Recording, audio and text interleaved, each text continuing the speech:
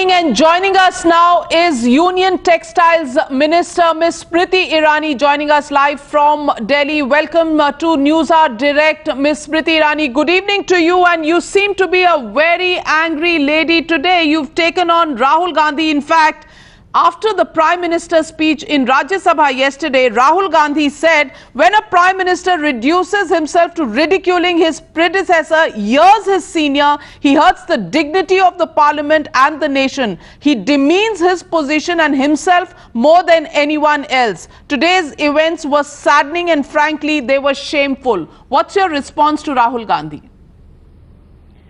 I think that it's demeaning to parliamentary procedures when the leader of opposition in the Lok Sabha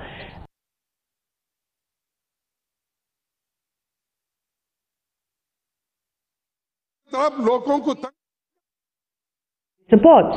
While Rahul Gandhi suddenly seems to be extremely ashamed of certain events, I want to ask him, wasn't he ashamed when this entire government led by Manmohan Singh ji was accused of scams worth lakhs of crores like 2G, like coal scam, like the Commonwealth Games scam, scams which actually had an impression given to the entire world that those in the highest of offices led by the Congress today are steeped in corruption. Wasn't that shameful?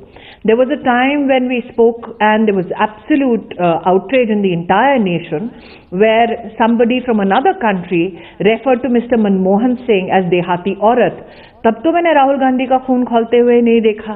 Rahul Gandhi ने खुद जो ordinance Manmohan Singh ji ने पास किया उसको भरी public में फाड़ दिया, सिर्फ ये जतलाने के लिए कि वो खुद पॉलिटिकली कितने ताकतवर हैं और अपने आप को अपनी ही सरकार से डिस्टेंस करने के लिए.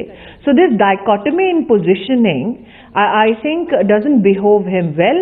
The fact that entire country was a witness to the fact that when the Prime Minister tries to speak in Lok Sabha or Rajya Sabha, he is personally heckled.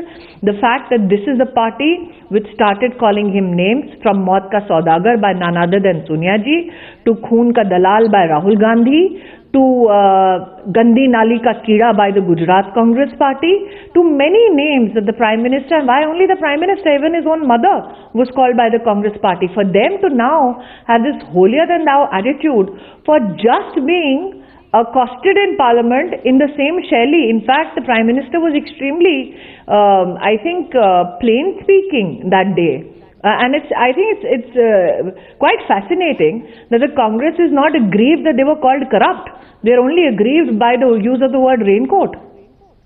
So I'm asking you, Smriti Irani, does the analogy of a former Prime Minister who was stated by the Prime Minister as wearing a raincoat while having a bath, something that could have been avoided by the Prime Minister? After all, this was the occasion when he was making his reply to the thank you speech to the President's speech.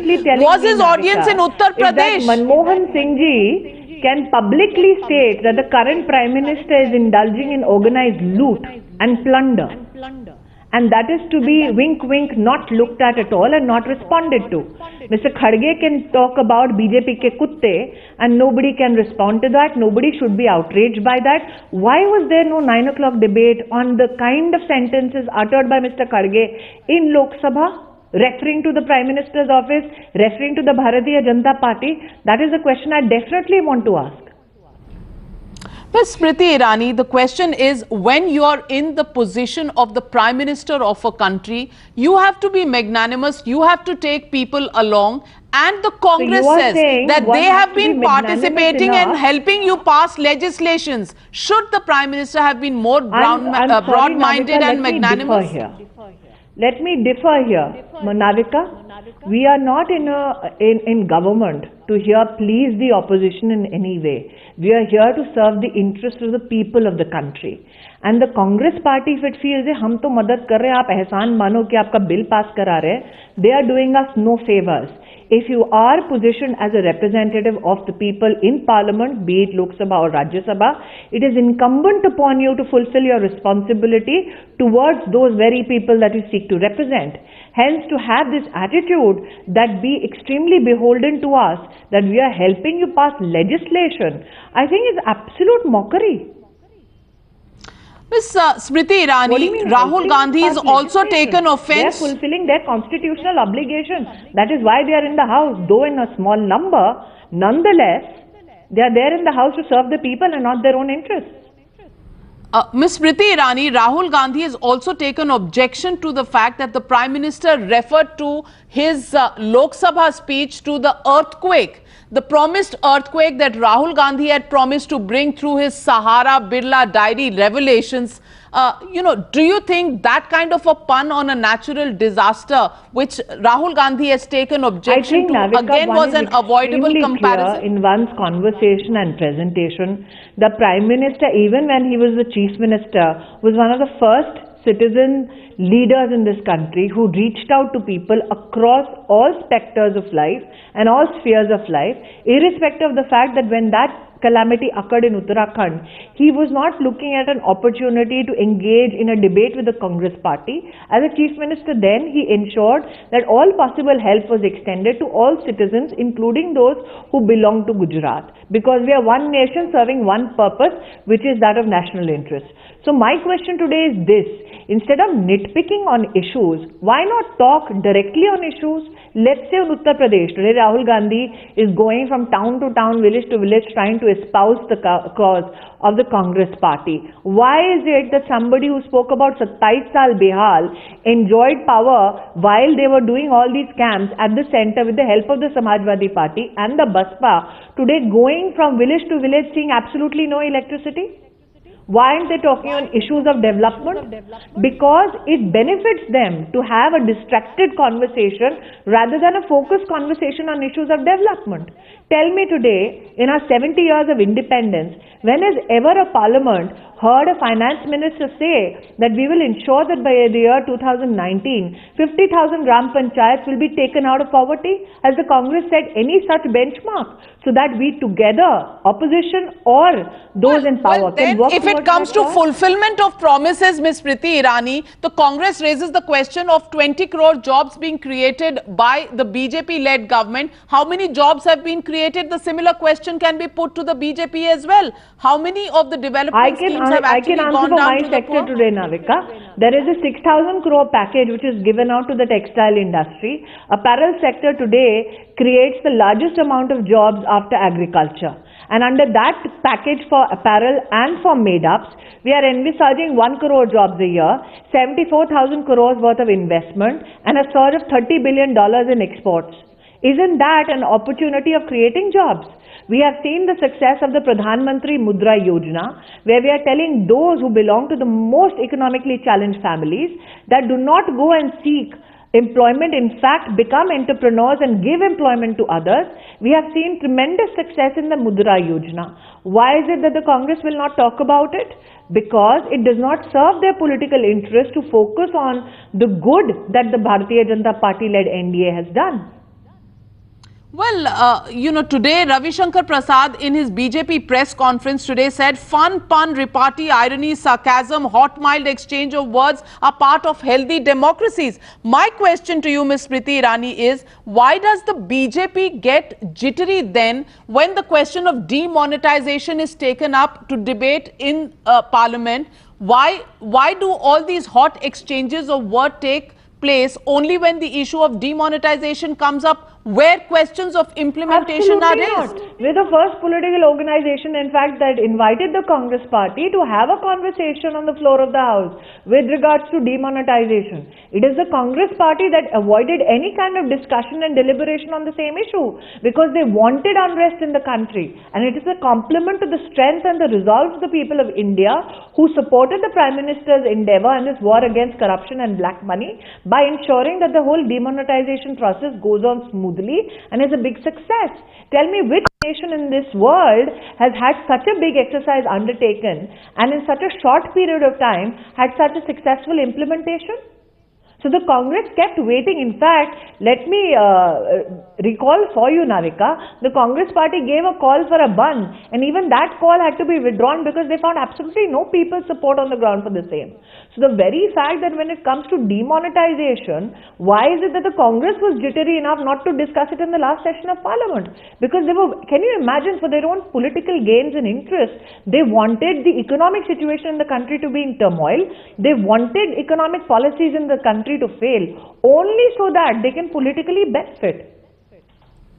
Well, Ms. Smriti Irani, the question many observers of politics today will say is that there is a deterioration as far as the discourse, the political discourse is concerned, from Maut ka Saudagar, Zahar ki Kheti, Khoon ki Dalali to Manmohan. You know, name calling has been done by both sides. Somebody will need to put an end to this and raise the level of discourse, don't you think? I think that you're talking to somebody who has been at the receiving end of some of the most vile statements.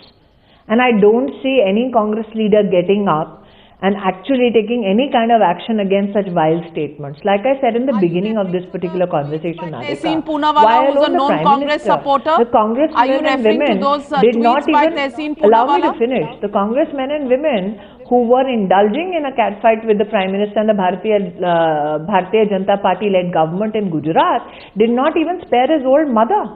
So when we talk about political discourse, we were having a very, very fine political discourse and exchange of words on issues which are of national interest. But to say that we will ensure that your strength, your ability to sit there and take all these kind of abusive language and abusive behavior is a testimony to your strength, and hence you should not in any measure give it back. How fair is that? But are you also surprised that nobody from the Congress actually criticized the comments that were made against you in the tweets by a Congress supporter? Oh, I'm not surprised. Congress has always played a politics of convenience and sycophancy. Today, Mr. Gandhi, who presents himself as the tribune of the poor in this country, has a cheering squad which will find absolutely no flaw in whatever he says and how convenient a positioning he takes on issues. I mean, imagine, just when the elections get over, he will go off to some other story and will be back again. So this attitude towards politics, towards political colleagues, irrespective of their ideology, is an attitude that the entire country has witnessed, and that's exactly why they were not voted into power in 2014. Well, Ms. Smriti Irani, now where do we go from here in Parliament? The Congress has demanded that they will boycott the Prime Minister. They demand an apology from the Prime Minister. The BJP seems to be in no mood to do so. Where are we headed for Parliament? I am a very small Karyakarta, but I would never want my leader to apologize to a party that has in every fashion maligned him, that has in every fashion heckled him. This is a democratic elected leader of this country who has, in his 3 years in office almost, they've lost absolutely no opportunity to demean him. Let me again say that the fact of the matter that the entire country is appraised of is this, that the Congress is never interested in a functioning parliament, be they in power or be in opposition. They were never interested in having a roadmap for strengthening this economy. Today, we see a session which has gone by, which was historic in the sense that for the first time in independent India, we have the merging of the rail budget with the general budget. Has the Congress reflected on that? Has the Congress reflected, forget about anything else, on what good will be accrued to the entire system by preponing the budget? On what good will accrue to the entire nation when we work together as a single polity on issues like sanitation? So for me, I think that as a simple Karyakarta, any Modi supporter today, I don't think I would advise an apology. Well, Smriti Irani, the question many are asking is, are you addressing an audience in Parliament or are you addressing an audience in Uttar Pradesh, Uttarakhand, states where elections are going to be held? Navika, I think we address the people of India who we represent in Parliament, irrespective of the houses that we are representing our citizens in. To say that your address is focused to Uttar Pradesh and Uttarakhand is, I think, limiting the process that is undertaken in Parliament for the benefit of the entire country. Now, this is the Congress party which said budget mat present karo. Then this is the Congress party which said, "Arey budget present kar rahe hain to humko itna khas nahi lag raha." So they change their goalposts every single day. They change their allegation every single day. But what is the point to be noted is this, that when it comes to pointed discussions on issues, I never see Congress taking a definite stand on these issues. Your message to Rahul Gandhi? I have no message for him personally. I have absolutely no messages for him personally. I think the entire nation saw when he tore up the ordinance by Manmohan Singh ji's led government, how much respect he has for Manmohan Singh. The entire nation saw how much respect he has for the office of the Prime Minister when he called the sitting Prime Minister Khoon ka Dalal. I don't think the nation needs to be taught as to what Rahul Gandhi's stance is about politics, because some day he finds politics in the shirt, some day he finds it in the pant, some days he finds a fata kurta, another day he has another definition for politics. I have no words of advice for him. I have no words of solace for him. I have no words of outrage for him. All I am hopeful that this budget, for me as a citizen, what is extremely, I think, empowering is the fact that the Finance Minister for the first time has laid out a pathway and made a public resolve of ensuring 50,000 Gram Panchayats come out of poverty by the year 2019. I would implore every Indian to join in that endeavor, every Indian to join in the Swachh Bharat Yojana, because these are not political yojanas. These are genuinely challenges that our country has been facing in 7 decades of independence, and it is high time that we as a nation resolve to ensure that we find permanent solutions to these challenges.